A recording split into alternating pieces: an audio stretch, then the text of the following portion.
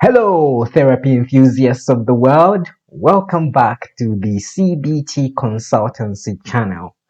This is the second in a series of videos in which I show you some tips on how to assemble your knowledge, skills, and attitudes portfolio, also referred to as the KSA portfolio. In this video, I will be talking you through who marks your KSA, when they mark your KSA, and I will be talking you through the various templates that are available on the BABCP website that you need to use in order to assemble your KSA portfolio. So more on the other side. Let's roll the intro. Welcome to the CBT Consultancy channel, the channel where Chaka Yumba, a CBT therapist, is joined by colleagues and leading experts in the field in discussing the vast intricacies of cognitive behavioral therapy and other evidence-based psychological therapies. For more information, please visit cbtconsultancy.com. And now, sit back, relax, and enjoy the show.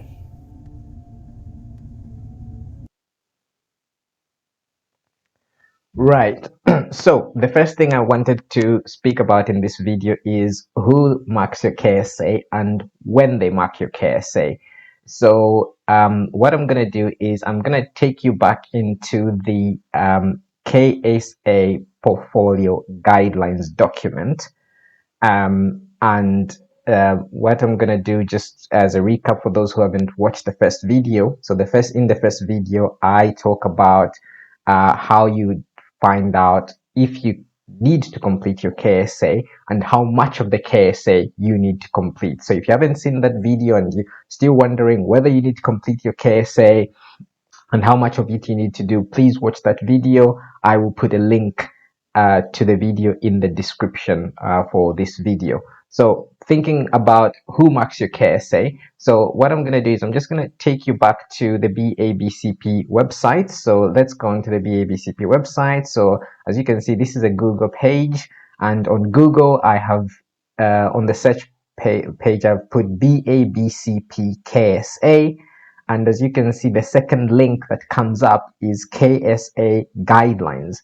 And if I go into that guidelines page, the KSA guidelines page, as you can see, the first link that I have is the guidelines for assembling and assessing KSA portfolios, which is the document that I'm interested in. So I'm going to go straight into that document. Just going to scroll to the top of the document. So this is the KSA guidelines document. And if you need to write your KSA, then you definitely need to study this document. It's a 40-page document, but probably won't take you too long to get your head round. I'm just going to go into the actual criteria just for you to see that there are actually two ways in which your KSA is assessed, or two options for assessing your KSA. So here it says, on each criteria, it says minimum evidence for BABCP portfolio or minimum evidence for course assessment. So what this is referring to is there are two ways in which your KSA can be assessed. So your KSA can be assessed as part of your application for accreditation by the BABCP. So when you apply for accreditation, you put in your accreditation form, there's a possibility for including your KSA portfolio as part of your application. Now, this is of relevance for people who have either completed a non-accredited course, a non-BABCP accredited course. So this could be a course that someone completed maybe outside of the UK, a CBT course, or it could be a course within the UK that's not accredited by the BABCP. Or it could be that you have completed a level 1 accredited course, and on that course there was no KSA marker, there was no lecturer that is qualified to assess and mark your KSA. So in that event, you would be required to submit your KSA portfolio as part of your accreditation application, and that just means that you would be paying extra for your KSA to be marked directly by the BABCP. The second option is what's mentioned here, minimum evidence for course assessment. So in if you complete a level 1 accredited course which has a KSA marker, then a lecturer on the course will mark your KSA, and that was true in my case. Or if you complete a level 2 accredited course, which is the case for people who are completing the high intensity CBT training, which is funded by the NHS. On those courses, there is a KSA marker, so your KSA will be marked as part of your CBT training. So, or it's not just true in the case of the high intensity CBT training. That's also true of any other funded CBT courses. So, for example, I have friends who are doing a 2-year CBT course for severe mental illness, or CBT for psychosis. So those courses are usually level 2 accredited courses, and the KSA is marked as part of the course. So what would be the implications then? Why is it important for you to understand who's going to mark your KSA?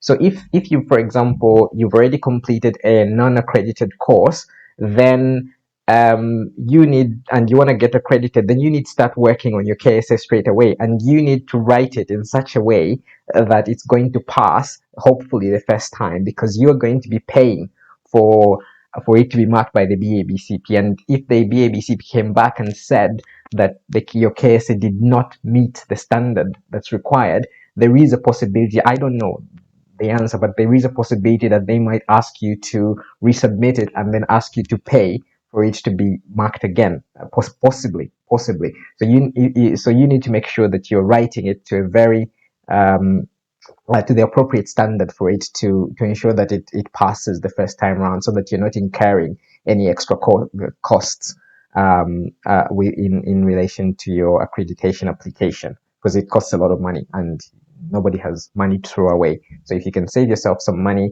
by just writing it in a way that it passes, then that would be better for yourself.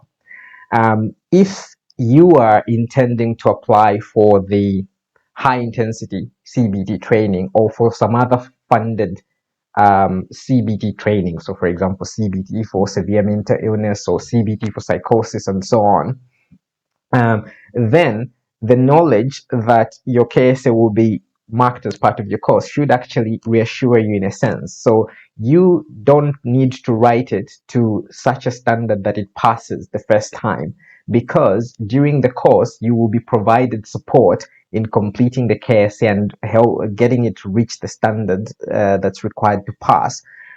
So what is generally required for people who are applying for the high intensity CBT training, or for some other funded CBT training as part of a level, which are on a level 2 accredited course, what's required is not the complete KSA before you apply or go for an interview or even start the course. They expect you to just have written a draft KSA. So the idea, generally speaking, the idea is before you step onto any CBT training, you should already be KSA passable. You should already have the knowledge, the skills and the attitudes that are required for somebody to that are required of somebody who has a core profession. And in lieu of the core profession, you're showing the KSA as that evidence of having those attributes. So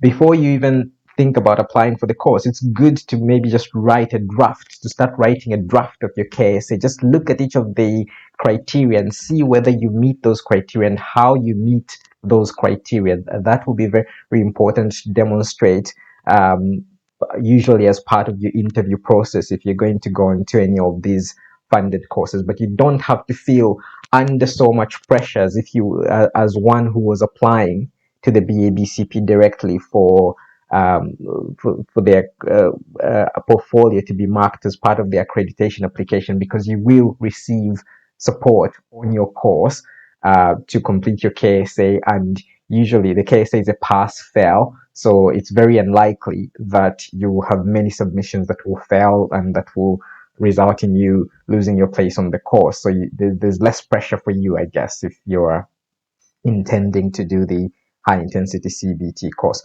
So I hope that just clarifies the question as to who marks your KSA, and that also can give you an indication of when you need to start writing it and to what standard you need to write your KSA portfolio. So what I'm going to do now is I'm going to take you through the templates that you need to use when assembling your KSA portfolio. And there are 7 templates. And just again, to just get a kind of like an overview of why it's important to use to know which templates are available and to use the relevant templates. I'm just going to take you back into the KSA guidelines document. So let's go back. So we were looking at KSA, the guidelines for KSA number 1. So I'm just going to scroll over here. So KSA number 1 is a knowledge criterion, and the title is Life Stages and Human Development. And as you can see, with regards to the evidence that you need to provide, it says you need to provide a self-statement. That's if you are applying directly to the BABCP. You need to provide a self-statement, and then it says plus training courses. So the training courses would be the evidence that corroborates what you're saying in your self-statement as to how you have acquired that knowledge of the life stages and human development. And then it says you can also provide a reference and evidence of self-directed study. So that's if you were submitting this directly to the BABCP. If you were in a course that's marking your KSA, you would need to provide your self-statement plus evidence of the training courses, or a reference that again indicates or evidences the fact that you have that knowledge. So I'm not going to go through the other examples, but all the criteria have an indication of what you need to provide to show that you meet that criteria. And this is where you see the guidance of what you need to provide, and this will give you an indication of which template you need to use. So before you even start writing on whatever criteria, you need to have a look at what you need to provide, and then that will indicate to you which template you need to use. And as I mentioned, there are 7 templates on the BABCP website, and the likelihood is you will need to use a combination of these templates, especially if you're doing the full portfolio, which consists of the 14 criteria. So let's just go back onto the BABCP website to find out where we can find those templates. So let me just take you back to that website. So again, if you go onto Google, you put in BABCP KSA. The second link is KSA Guidelines Accreditation, and we're already on the guidelines page. And I am just going to increase the size of that page so that you can see it a lot clearer. So we are on the guidelines page. And if we scroll down on this guidelines page, you will find here KSA documents, and then you've got the 7 KSA documents. So you've got KSA 1, KSA 2, KSA 3, and going up to KSA 7. Now, this was a bit confusing for me when I was assembling my portfolio because nobody explained this to me. But there are 14 criteria, and you might be looking at this and thinking, why is there only 7 documents? Now, these documents have nothing to do with the specific criteria. This is just how the documents are labeled by the BABCP. So KSA 1 has nothing to do with KSA criteria number 1. Now, if you remember, when we were on the, in fact, let's just go back into the guidelines document. So for criteria number 1, it says, for example, that you need to provide a self-statement. So that in itself indicates that the document you need to be using is KSA2, which is for a self-statement. So KSA2 self-statement. Yep. So I think the easiest thing for us to do for this to start to make more sense is for us to just go into each of these documents, going from KSA1. We'll look at what the document is and what they're looking for with each of those documents. So let's just do that. So this is KSA. This is the KSA1 document. I'm just gonna go into that. And this is the criterion checklist. So this is a document that you would use. Usually, it depends on how you work. For some people, they would fill in this document once they've assembled their KSA portfolio, because then it's just easy to just work out what you've used for each document, for each criterion. So this is where you kind of summarize what information you have provided for each of the criteria that you have done for as part of your KSA. So you've got the criterion item, and then you've got the evidence that you have provided, and then and then you have a tick box here: complete and evidenced. So for example, if you've done KSA number 1, if you've written a self-statement, you could just tick self-statement. So if all you've done is let's say, for example, you've written your self-statement, and then you've also provided evidence of your training courses, you would tick self-statement, and then you would tick box number A.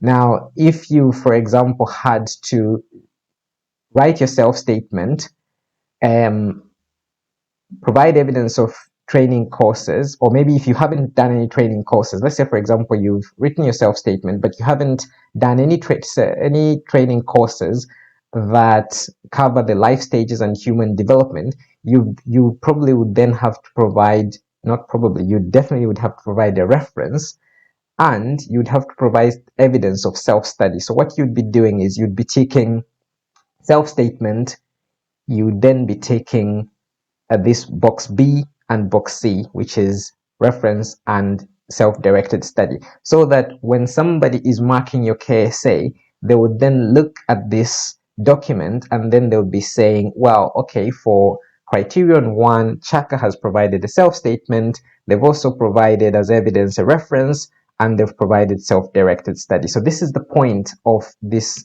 document here. It's to summarize what information you have provided for each of the criteria. And I would suggest that you maybe do this once you've completed all the criteria that you need to do for assembling the KSA, because then that will help you just to summarize what you've done. Or you could do it incrementally. So if you complete KSA 1, for example, KSA criteria number 1, you could come onto this document and then tick the boxes as appropriate, depending on what you've completed and evidenced for that criterion.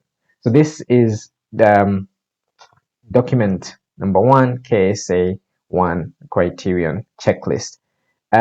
Let's have a look at the second document. So the second document, which we've spoken about already, is the self-statement. So this is when you can provide a statement attesting to the criterion. So for example, we know that a KSA1 as a point of reference is the knowledge of the life stages and human development. So if you've, for example, done a psychology degree which maybe has a module on the life stages and human development, you could just write a self-statement in here saying, I completed my Bachelor of Science degree in psychology at this university from such a date and such a date. This was a module that covered I had a module that covered the life stages and human development. This is what was covered in the module. I don't know, the module had so many hours, so many credits. You're summarizing that information that attests to the fact that you have a knowledge of the life stages and human development. um, and then, as you can see, there is a section here where you indicate the evidence that you have attached. So the evidence in this case would be your Bachelor of Science degree in psychology, or your conversion masters in psychology. Whatever the qualification may be, you'd write this here as the evidence you've provided, and then you tick this box to indicate that you've completed, that the information that you've provided is true. And that's basically all you would need to do if you're using this self-statement um, document. And there are some criteria. I think criteria 1 to 4, you can use the self-statement depending on your qualifications and your experience. So that's document number 1. Let's KSA 2 rather, with the self-statement. Let's go into KSA 3. So KSA 3 is the countersigned self-statement. So this is particularly useful for KSAs 5 to 10. So KSA, the countersigned self-statement is when you write a self-statement, but then you're also providing a signature from somebody else, from a professional, like a referee. So they're countersigning to say that everything that you've said in your self-statement is true, and they're basing this on their professional working relationship with you and their knowledge of you, and all they're doing is they're providing a signature. So this is not a reference in its fullest sense. It is a reference to some extent, but what they're doing is they're corroborating what you're saying. They're basically putting their name to your statement and saying, yes, everything that Chaka has said in this statement is true. And I think it will be helpful for us just to go back into the guidelines document so that we can see some examples of some KSA criteria that might require a self-statement. So let's just do that. Let's go back into the guidelines document. So with KSA's the criterion number 5 to 10, when it says you provide a self-statement plus the reference, if you have a look in here in the actual description, they provide more information. So they're saying that you can provide a reference attesting to the evidence that the referee has about your acquisition of that knowledge of all those skills. But it also says you can provide a countersigned self-statement.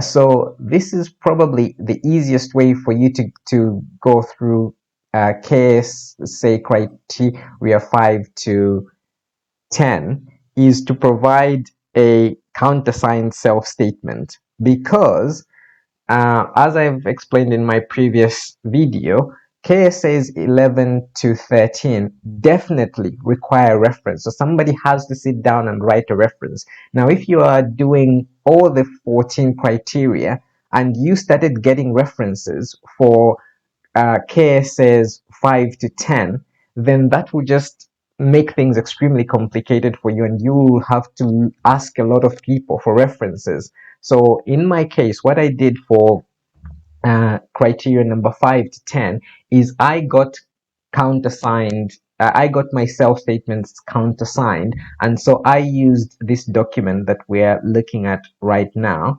So I'm just gonna go back into the document. So I use this document, KSA 3 countersigned self-statement. So this is where I wrote the self-statement, and then I asked like a supervisor or a manager, a professional colleague, I asked them to countersign the KSA, and that then meant that I did not have to get a full reference um, for for for 6 criteria. So you're talking about criterion number 5 to 10. I just got a counter signature, and that made it easier for me to complete my KSA. So you could get a reference for 5, 6, 7, 8, 9, and 10, but you don't have to. You can just have your self-statement countersigned. But that definitely means that the person that's signing your self-statement, they'll have to look at your statement, they'll have to be happy with your self-statement, and then they'll have to sign. And as you can see, if we just go back into the the document, as you can see, they have to provide their details. So they're providing their name, their position, their email address, their telephone number, and ideally the BABCP would like them to actually put their actual signature in there. So not just type their name, but they would have to uh, draw their signature or paste their signature in there for the BABCP to be happy with it. So that's the easiest way to get through those 6 criteria. So let's have a look at the next document on the list. So the next one is document KSA for reference. So let's just go into that document.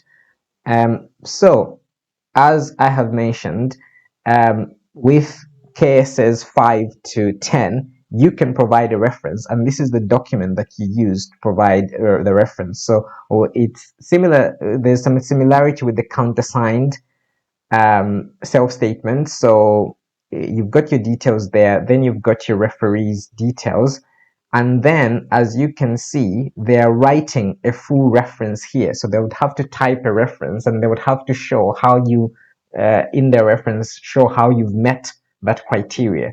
And if you're doing the whole KSA, if you're going to be getting a reference for each of the criteria from number 5 number 10, you can imagine how many people you need to hassle to give you those references. And that's why maybe the countersigned self-statement might be useful to use for cases 5 to 10, and then you can get references for 11 to 13, and then that just means that you're only needed full references for 3 of the criteria. But this is the template they would have to use if they're going to be providing you reference, and they would have to sign their signature in there. I just wanted to clarify one more thing before I move on from the countersigned self-statements and the references. So this is to do with KSAs 1 to 4. So as I've mentioned earlier, with KSAs 1 to 4, generally speaking, you would be writing a self-statement, and then you would be backing up what you've written in your self-statement by providing evidence from training courses or from some self-directed study. Now, there could be situations where you don't have any evidence of any training that supports you meeting that particular criterion. So let's just go back into the guidelines document and see what you need to do in those situations. So here we're looking at criterion 1, which is the life stages and human development, and the same principle applies to the other criteria 2, 3, and 4. So what they're saying here is what you'd be providing is you'd be providing either a self-statement and the evidence of your training, or you would be providing a reference to a reference, and if you are submitting it to the BABCP, evidence of self-directed study. Now, let's just have a look here. So what they're saying here in terms of the references, they're saying you can provide either a reference or you can provide a countersigned self-statement. So again, the easiest thing for you to do is, rather than using up a reference, a whole reference on something you yourself could do, is you can just write a self-statement saying, I haven't had any training courses, but this is how I've met the criteria, and then you can get somebody to countersign that statement for you.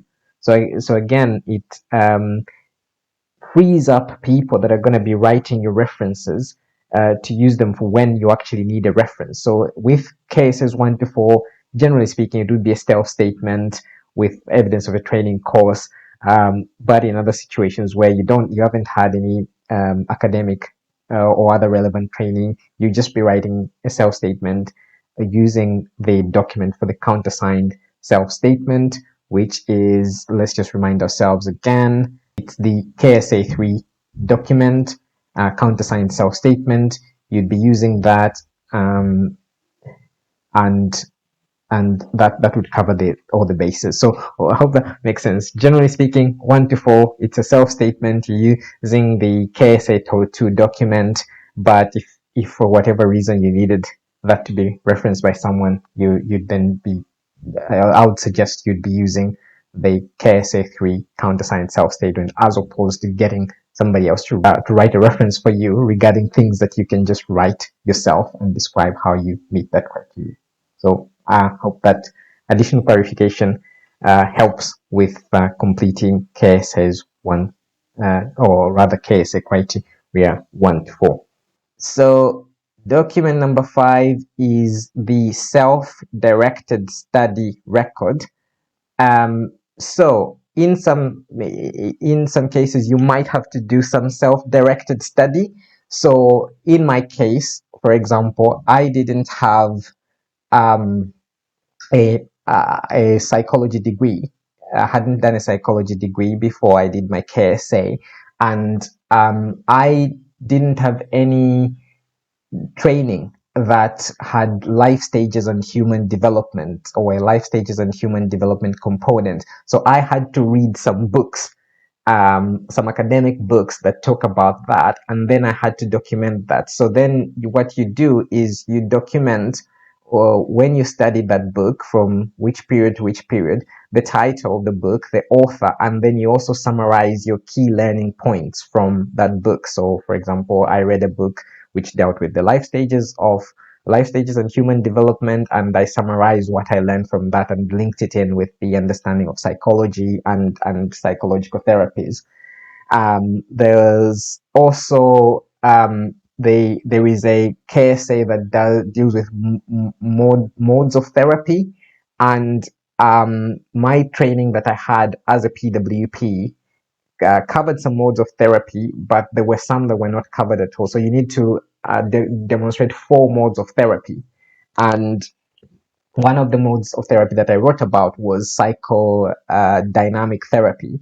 And so I bought a book and I read the book on psychodynamic therapy, and therefore I indicated the dates when I'd studied it, the title, the author, and the key learning points, and then I linked it in to my role at the time, which was as a PWP.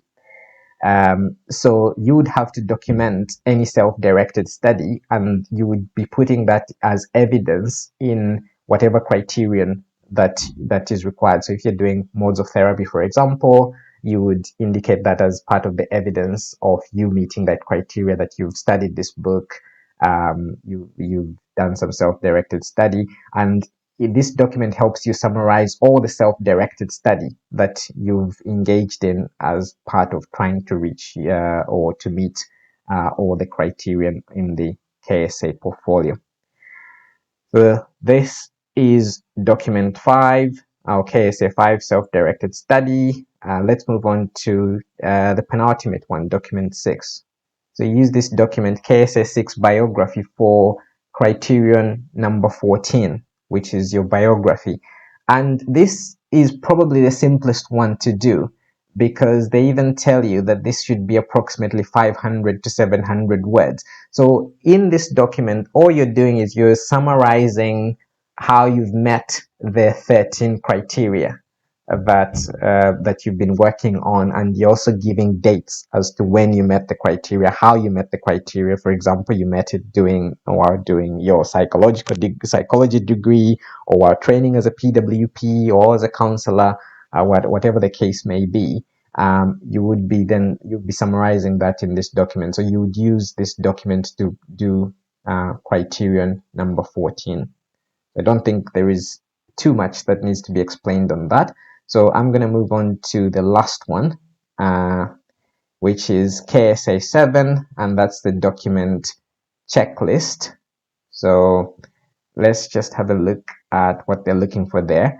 So this is again quite similar to KSA 1, but in KSA 1 you are indicating what information you have provided for each of the criteria. In this document, you are summarizing the evidence that you have provided. So it could be your degrees, your training courses, your CPD courses.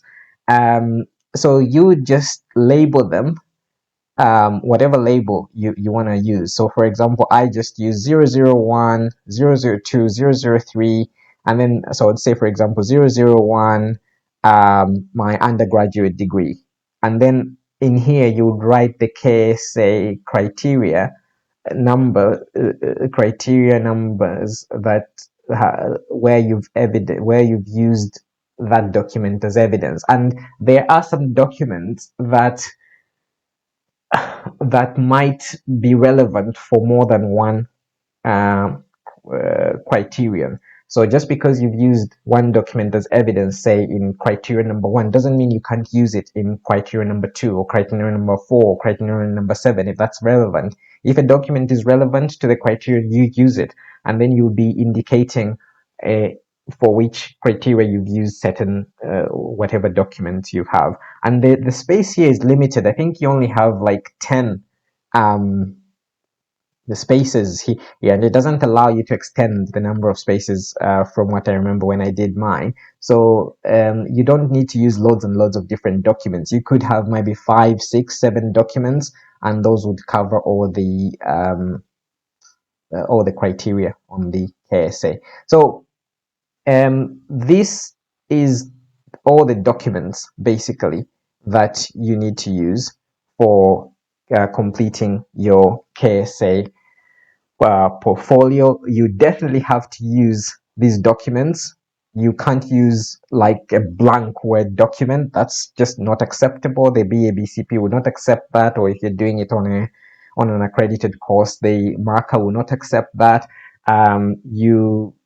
Your referees would have to use these documents. They can't use another type of document, and you need to use the right document for the appropriate criteria. And I hope my explanation here has been helpful in just you understanding which document you need to use. So if you're gonna have a takeaway message from this video, is you go into the KSA guidelines document, you look at what they're looking for each criteria, and then you select the document that you're going to be using for that criterion depending on the guidance that's given in the guidelines document. And my personal advice to you is for criterion number 5 to 10, if at all possible, write a self-statement and get it countersigned as opposed to finding a reference, because there are 3 criteria, criterion 11, criterion 12, and criterion 13, that definitely need a reference. And if you're going to be using up your references for criterions 5 to 10, you might get into a situation where you use the people that are willing to write full references for you, and then you get to the actual criteria that definitely need a reference, and then you run out of people to ask. So yeah, the BABCP will be happy with a countersigned self-statement for criterions 5 to 10, and I would be strongly recommending that you use that, unless there's reasons why you can't use a countersigned self-statement for those criteria. So I hope this has been helpful. Please ask questions in the comment section if you need me to clarify anything, and I will be back on this series of videos with another video. Most likely I'll be getting into the actual criteria from the next video, so starting from criterion 1 and giving you some tips on how to complete that. So I definitely hope you found this helpful, and want to thank you for watching. And whatever you do, remember, a healthy mind is a wealthy mind. See you next time. You've been watching the CBT Consultancy channel. For more information, please visit cbtconsultancy.com.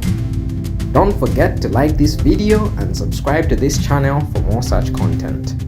Until next time, from me, Chaka Yumba, and my panel, it's goodbye.